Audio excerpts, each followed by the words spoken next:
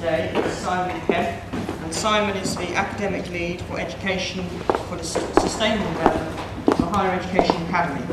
His teaching and research interests lie in environmental management systems, carbon footprinting, environmental law and waste management. So over to you, Simon. Thank you, Ben. Right, good afternoon everybody. I'm going to try not to keep it for too long because I do appreciate you being here all day. And like myself, a bit of a slacker, I only managed to arrive this afternoon because somebody double booked me for a meeting this morning.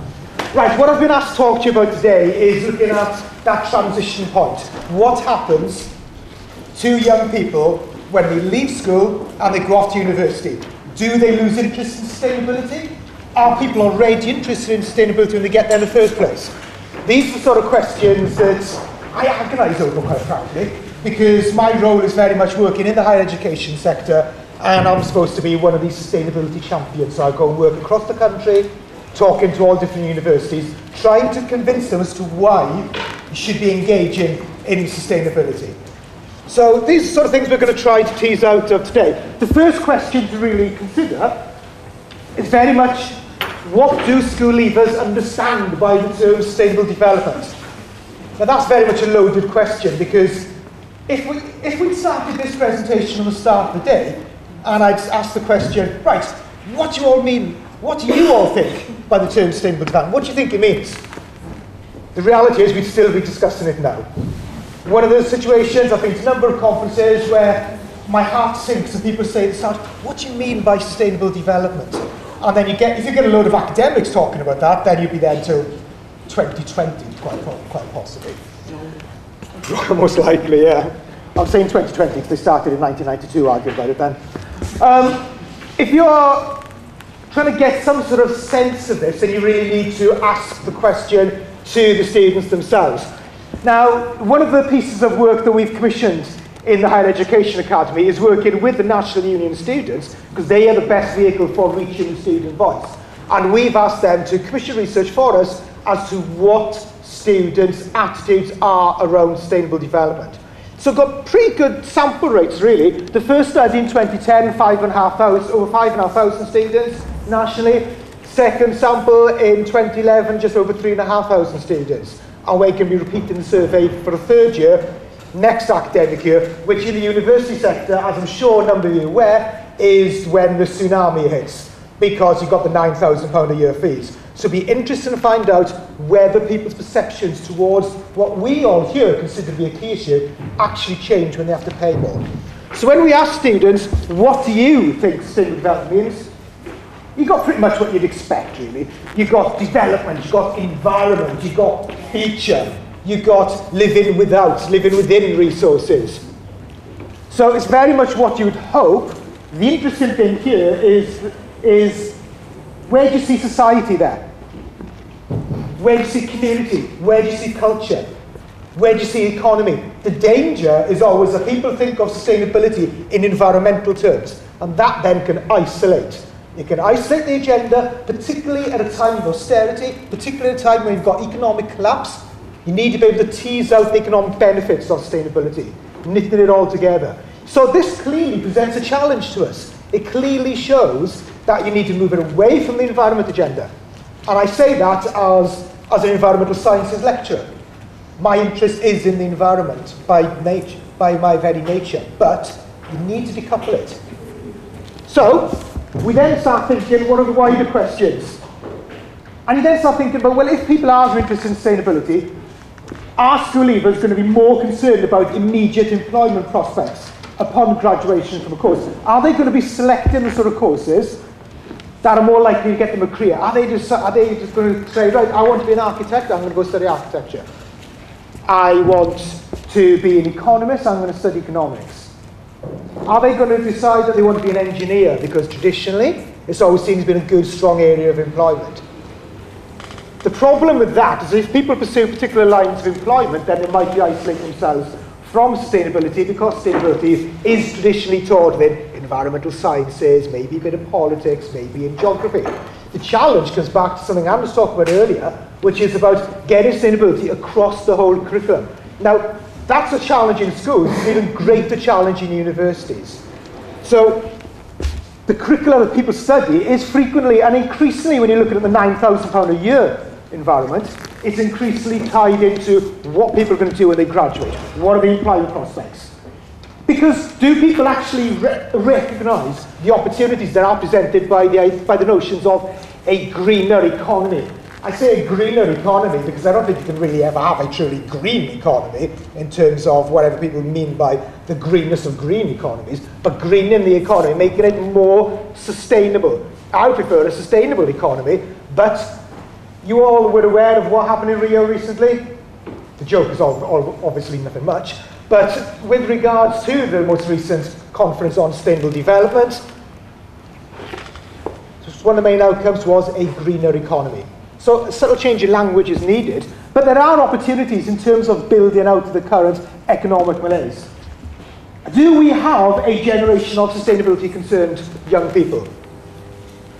And the interesting thing, I think, is looking at that transition point, because that transition point of people leaving school, going into universities, can be considered a good indicator. I remember back in the 90s, after the first Earth Summit, there was all the Chapter 28 of Agenda 21, all about environmental education. We had all these initiatives within the UK school system. We had the Time Report. We had all these different programs to try to get sustainability embedded throughout the whole curriculum.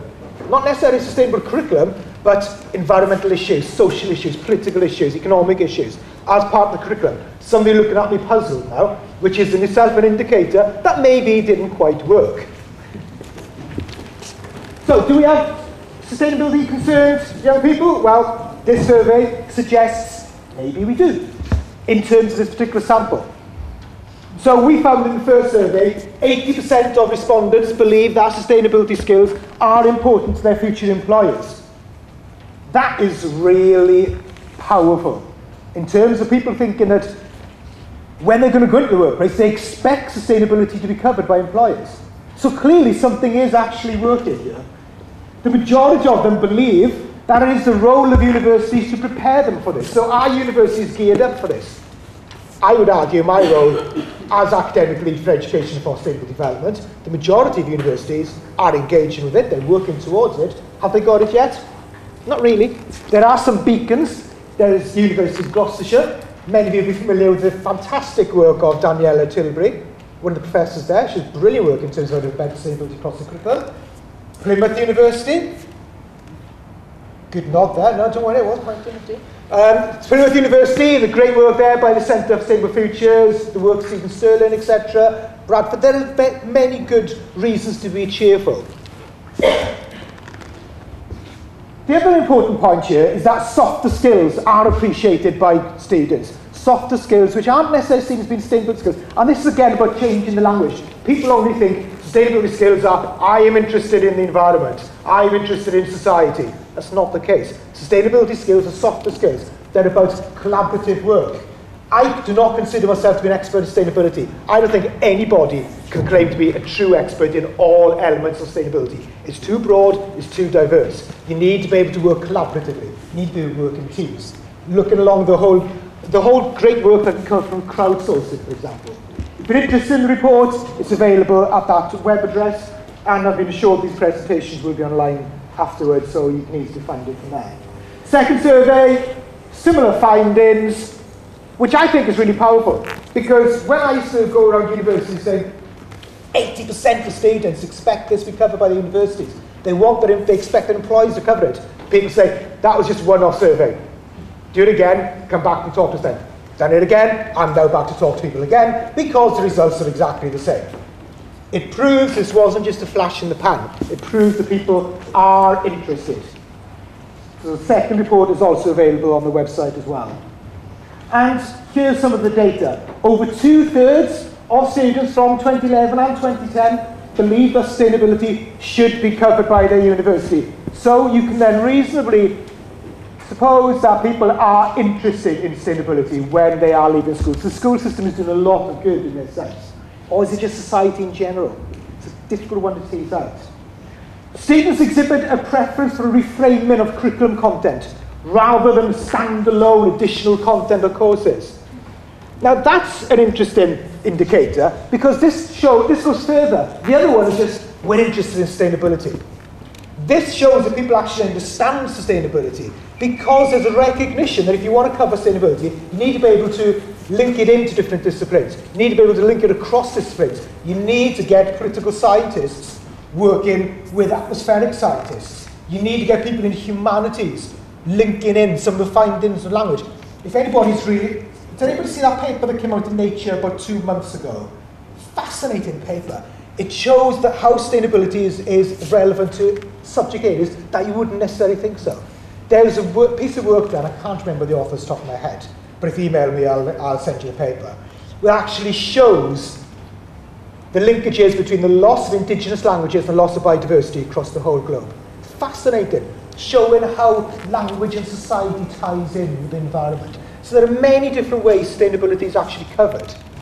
And this data suggests that people actually understand that, linking it into existing courses. That way, you can actually get quite a powerful exit velocity with regards to graduates, in that you get graduates across all different subject areas who've got an awareness and basic understanding of sustainability. That's much better than having just 100 students per year graduating from a university because they did a course in sustainable development. Therefore, they're the ones who understand it. You can't reach out that far. Students feel the following skills should be developed. This goes back to on top of the softer skills. Here people saying you should be able to plan for the long term as well as the short term. What could be more in line of systems thinking and sustainability holistic thinking than planning for the long term rather than the short term? People don't budget on sustainability thinking, sustainability skill, but it so clearly is.